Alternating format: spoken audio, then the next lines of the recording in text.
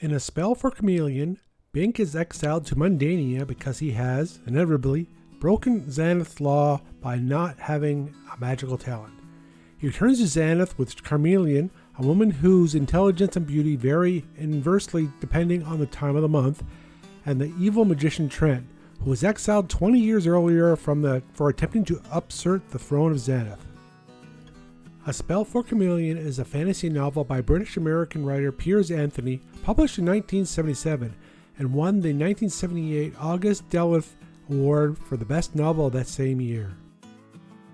It looks like the Deep Dive crew has a lot to say about A Spell for Chameleon, so let's jump right in and look at the first book of 47 published novels in the Xanth series. Buckle up.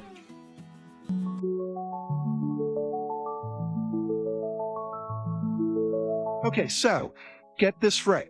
We are diving deep into Xanth, or this one. Xanth, a world where magic, it's like everywhere. It's not just a sprinkle here and there, it's the whole shebang. Yeah. And we're using Piers Anthony's A Spell for Chameleon, right, as our guidebook to figure out how this whole crazy system even works. Yeah. You guys love fantasy worlds with rules, and Xanth, it really takes the cake. Oh, yeah. So we are here to, eat it too and see if we can, stomach all of this craziness. Well, and what's really interesting is that, in Xanth, everyone has a magical talent. Okay. Well, almost everyone. Almost everyone. And that is where I assume our main man Bink comes in. Our protagonist.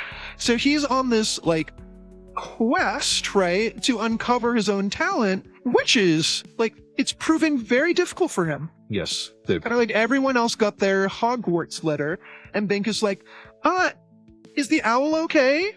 Did something happen? Did he get lost in the mail? Something, right, exactly. Did it get, eaten by a dragon? We don't know. And it's more than just Bink feeling left out. Okay. Having a talent, that's the law in Xanth. Oh, okay. If he doesn't figure it out, we're talking exile. Ooh, those are some high stakes. Very high stakes. Okay, so before we crack the case of, Bink's missing magical mojo, let's lay down the basics here. What does magic even look like in Xanth? Because you said it's everywhere, but what does that mean? It's a good question. It's anything but basic, I'll tell you that. Gotcha. Forget your, your fireballs, your lightning bolts. Though, those exist too. Yeah, right. It's more like Piers Anthony took the phrase, be anything you want to be, and apply that to magical powers. Okay. It's limitless. Okay, I need, some concrete examples. Okay. What kind of out there talents are we talking about? Okay, so you've got the good magician Humphrey.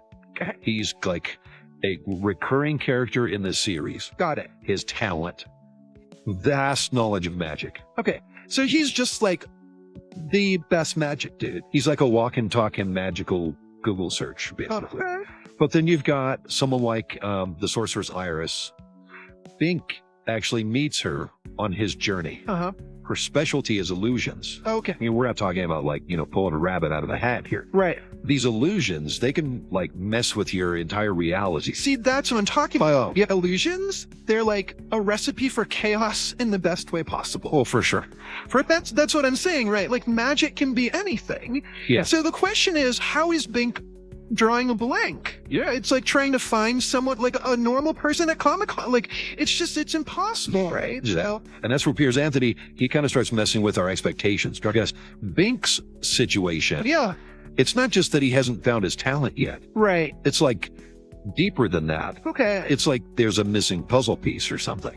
Ooh, I like where this is going. I like it. I'm intrigued because, okay, so I'm reading through the source material, right? Uh-huh. And I can't help but notice this theme. Okay. This recurring theme about, intelligence, right? Brain power and magical ability. Okay. And it's almost like they're on a seesaw.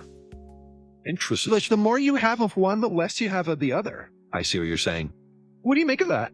Well, I think you're definitely picking up what Piers Anthony is putting down. Oh, okay. You remember when Bink is, completely baffled by that chipmunk conjuring up a loaf of air? Yeah, talk about a snack attack. No, Like what? Shouldn't you be gathering nuts, little dude? Come on. Yeah, exactly. And that's kind of the point that Cherie, the centaur that Bink is with, that's the point she makes. She's like, look, you gotta remember, chipmunks, these are natural creatures, right? Yeah. They operate differently in Xanth. It's almost as if creatures, born with this inherent magical ability, maybe like dragons or something. Okay. They may not be able to like consciously cast spells. Interesting. It's always a good trade-off. Okay. You get, raw magical power, Right. but maybe not intelligence. Okay. So the more like the brain power you have, maybe the less magical oomph. Potentially, yeah. Interesting. And then Bink drops this like bombshell. Okay. He's like, he theorizes that a creature can do magic or be smart, or any two of the three. Oh, but never all three. Oh, snap. Right. Okay. So he's saying there's like a limit. He's saying there's a fundamental limit built into the magic system of Xanth. Wait a minute. Is Bink our talentless wonder? Is he actually like the key to understanding this whole thing? It's a good question. Like, is he on to something huge here? It's a compelling theory. And Piers Anthony, he's like cleverly dangling it right in front of us. Right. It makes you wonder, did he plan this all along? Right. Or did Bink just stumble onto something truly like groundbreaking? Yeah. We're left to puzzle over these possibilities. It's brilliant. And I love it. It's brilliant, but it's also kind of frustrating at the same time, Sure. Because like, It's a delicate balance. it is. Speaking of frustrating, how does Bink even uncover his own talent? Oh, With this whole intelligence magic thing, like just hanging in the air? well, let's just say it's a reveal worthy of a drum roll, Oh, or maybe like a cymbal crash, even if it hit me. enter the evil magician, Trent. Oh boy. Right. Trent, not exactly known for being like the friendly neighborhood wizard. No, not at all. Like, if we're thinking like a Dungeons and Dragons alignment chart, Yeah, that dude's chaotic evil. he's definitely got that chaotic energy for sure. Right. And he's notorious for turning people into, well, anything he wants. Whatever he wants. Yeah, if you can imagine it, he can turn you into it. Oh, it's terrifying. Yeah, it's a little spooky. And so Bink has this misfortune of running into Trent Of course he does. and his army, no less. Oh, great. So naturally, Trent's like, I'm going to work my transformation magic on this guy. Right. And here's the kicker. Nothing happens. Wait, what? Bink is completely unaffected. So his talent is being immune to magic. That's kind of awesome. Well, It's not quite that straightforward, though. okay. The source definitely wants us to think about it, but it's heavily implied that Bink's talent is way more profound than just, oh, I'm immune. It's like he's got this aura Okay. that just like neutralizes magic around him. So it's not just him. He protects anyone around him as well. Whoa, that changes everything. No wonder Trent was after him. Oh, yeah. If I could get my hands on that kind of power, Right. I'd be using it for all sorts of things. But, okay, but hold on. Yeah. Wouldn't that also be kind of isolating in a way? That's a really good point. Right, because you're in this world, it's bursting with magic. Yeah. And it's like you're this big magic-proof bubble. Yeah, it's a good question. Is it a blessing? Or is it a curse? Or is it maybe a little of both? Right. Is it making him the most powerful dude in the world? Potential. Or is he missing out? Right. He's cut off from the very thing that makes this world unique. That is a giant question mark. It is. Wrapped in an enigma, sprinkled with a little bit of like magical fairy dust. A little bit. It's giving me a philosophical headache, but in a good way. There we go. But here's what I'm saying, right? Like, does he break the rules of magic in Xanth? Or is his talent just operating on a level we don't understand? That's an excellent question. And honestly, a spell for Chameleon doesn't really spell it out for us. Of course not. He's really left us to just grapple with these mind-bending possibilities, It's true. which, is what makes this so fun. That's what makes this deep dive so fun. Right. It's like we've gone way past, like, here's a summary of what this book is about. Oh, yeah, we are in the thick of it now. We're like picking apart the fabric of this world. Absolutely. And the more we learn, the more questions we have. Check. Which I kind of love that, Oh, it's great. It's great. It's like a never ending, like, cycle of knowledge and then also mystery at the same time. Well, and that's the mark of a truly great story, right? Right. Like Piers Anthony throws this curveball with Bink. Totally. He's a walking contradiction to everything we thought we knew about Xanth. Right. And so now we're left to kind of like figure out, well, if he's defying the odds, Yeah. are there other talents out there that are like bending the rules in ways that we can't even imagine yet? Oh, that's a good question. That is a question worth pondering, and thankfully, we have a whole world of Xanth to explore to find out. So we've got Bink, right? this like walking anomaly in a world. It's literally ruled by magic. And he's like this guy who just like breaks the laws of nature in Xanth. He does. It's true. It's like, it just makes you wonder what else is hidden, like in the fabric of this world. What other talents are out there, like pushing the boundaries? What's possible, you know? Well, and it really makes you wonder about the true scope of magic in Xanth, right? Yeah. I mean, we've seen talents that range from the mundane to, you know, absolutely mind-blowing. Right. But it's clear that Piers Anthony is just scratching the surface here. Totally. It's like he's given us this like puzzle box, right? But every time you think you figure it out, he's like, boom, here's a new piece. Curveball. Right. And you're like, what is going on? It's like a magic trick in itself. It is. Like he's got a magic talent for like blowing our minds as readers. Possibly. But, you know, we've been talking about this connection between intelligence and magic. Right. But how does that actually, like, play out in Xanthian society as a whole? Right. Because, like, I mean, if somebody is born with a talent that's considered, I don't know, useless or, you know, right, or even undesirable, what happens to them? Like, imagine being the guy whose only talent is, like, changing the color of his shoelaces. Right. Not exactly a hot commodity. Not in a world where magic reigns supreme. No, not at all. Right, exactly. And the source material does kind of touch on this, even if it's indirectly. I mean, remember how Bink is, like, facing exile because he doesn't have a demonstrable talent? Right. So it suggests that there is this prejudice, okay, that exists within Xanthian society. So there's like a hierarchy. It seems like it. Yeah. Talents. Yeah. With the more powerful or useful abilities at the top. Right. And if you're like the shoelace guy, you're kind of, you know, left in the dust. They're at the kids' table. Yeah, exactly. Like, come on, guys. You're not sitting with the cool wizards. That's for sure. But you know what? This raises some interesting questions about power. Okay. And social mobility in Xanth. Okay. Right.